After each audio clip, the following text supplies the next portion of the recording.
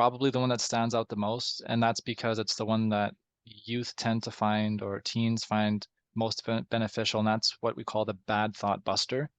So it's basically a way to better identify and understand negative and unhelpful thoughts because we all experience them, especially like from day to day, we'll all experience negative, unhelpful, or even distressing thoughts. But what Mhm. can happen is that those thoughts can actually derail our behavior. They can spike our emotions, cause physical sensations in us, and that can change what we otherwise would have done, make us feel uncomfortable or maybe decrease our mood.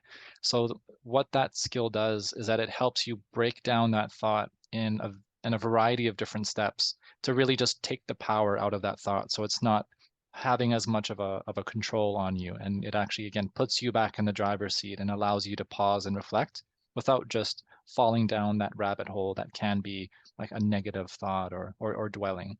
Okay, interesting. Interesting. I'm curious about how that works in like a training process. Like how you coach people through that one.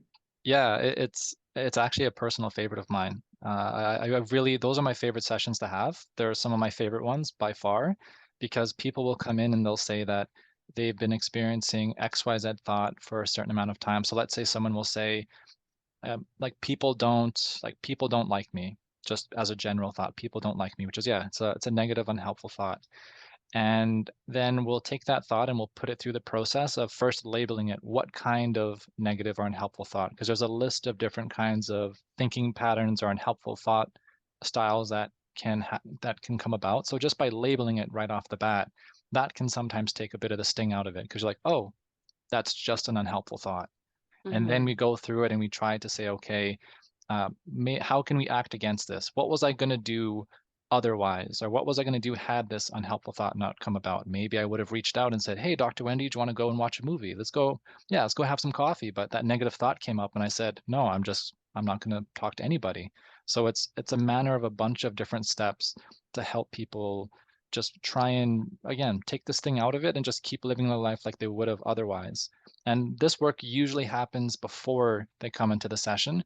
But if somebody is having a bit of a tough time narrowing down one thought or working through that thought, then this is where the coaching sessions can really benefit to really help better use those skills and make sure that, yeah, that people are benefiting in the way that they're meant to. That's really cool. It kind of reminds me a tiny bit of our thought countering, but more from with more categories involved, from what I'm hearing, which is very interesting.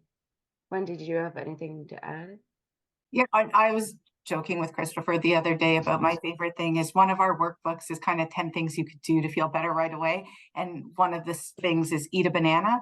And so I was like, yeah, that's my favorite strategy. But the idea behind it help there's good chemicals in there, like it's healthy food that kind of helps with brain chemistry, but it's not about the eating of the banana as much as it is. I think what I love about all our workbooks in the program is I think we have this idea that mental health is all or nothing and that we have to feel good all the time or we have bad mental health. And that's just not reality or life, right? Like life Mhm. has ups and downs, things happen. It's how much that impacts us.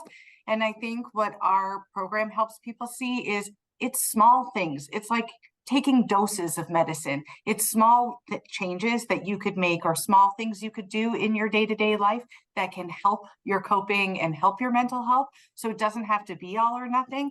And so a lot of our workbooks focus on breaking things down into small steps, doing small, manageable things instead of it being this all or nothing. And I think that's important, especially because we talked about like a lot of like teens and people today are so busy that to make time to work on your mental health, some people put it off because they think, oh, I don't have time to do these big things or to spend all this time. But there's small little changes you could do in your day that can really have a boost to your mood and help with your coping, Wow, okay. like eating a Really banana. interesting. Yeah.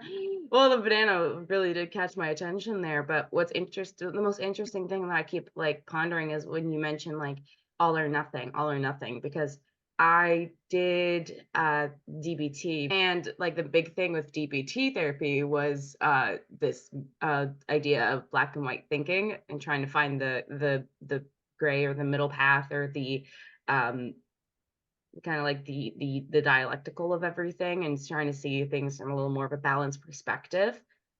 So it's interesting that you brought that up because it just immediately reminded me of that black and white thinking aspect.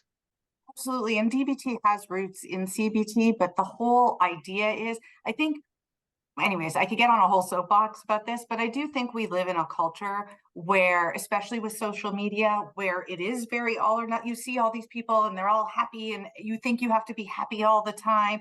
And then you see people with their perfect edited lives, and this is how life should be. And so I think then when stress piles up or people aren't doing as well as their ideal, it really takes a toll. And I think what our program helps people do is see, like, yeah, life has ups and downs. We could get through it. Here are some small things you could do to cope. We're never trying to get away with the bad thought busting or anything. We're not trying to take away feelings. Our feelings are so important and signal needs to us.